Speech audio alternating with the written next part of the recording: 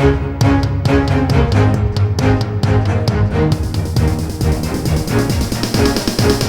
Friday, July 8th, 2022, and this is the Washington Times front page. Thanks for joining us. I'm George Gerbo.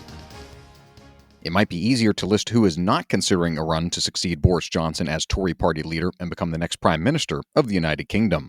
Foreign editor Dave Sands reports a slew of candidates have emerged in the day since the scandal-plagued Johnson announced Thursday he was stepping down as Prime Minister. British political watchers say that so many appear to be ready to throw their hat into the ring suggests the race is wide open, as there's no clear favorite and no outsized personality like Johnson likely to dominate the field. The process could produce a surprise winner. Candidates are nominated by fellow Conservative members of Parliament and then face a series of parliamentary caucus secret ballot votes that will whittle the names down to two finalists. The roughly 200,000 Tory party members across the United Kingdom would then vote by mail for their next leader. The Food and Drug Administration has received more than 200,000 comments about two proposed rules that would end the sale of menthol cigarettes and flavored cigars, with many writing to urge the government to reverse its decision. Susan Ferricchio reports the FDA Center for Tobacco Products reported receiving thousands of comments from individuals, businesses, and groups. Many wrote to oppose the ban, including business owners who said it would force them to cut jobs. Several messages supported the proposed ban and said removing the products would improve health and save lives. The FDA hasn't made a final decision on the two proposals, a spokeswoman told Susan, and the agency has extended the comment period until August 2nd because of public demand for additional time.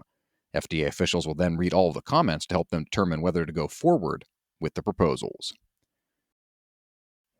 House Oversight and Reform Committee ranking member James Comer is accusing the Treasury Department of blocking lawmakers' requests into the business dealings of President Biden's son, Hunter. Joseph Clark reports Comer claims Treasury officials refused to hand over suspicious activity reports unless the committee's majority Democratic leader signed off on the request. He said the department denied committee Republicans' request to hand over the reports in a phone call with committee staff on June 13th. The Treasury Department and White House did not respond to requests for comment. You can read all of these stories at WashingtonTimes.com/front page. You can also find our entire lineup of news, commentary, and sports podcasts at WashingtonTimes.com/podcasts. As goes Justice Brett Kavanaugh, so went the Supreme Court, at least over its recent term. Stephen Dinan reports Kavanaugh and Chief Justice John Roberts emerged as the majority makers for the court in their recent term. They joined the majority decision in all but 3 of the court's roughly 60 decisions on argued cases, according to data compiled by court tracking website Empirical SCOTUS. Flip Kavanaugh's vote and Roe v. Wade remains precedent, albeit with new loopholes.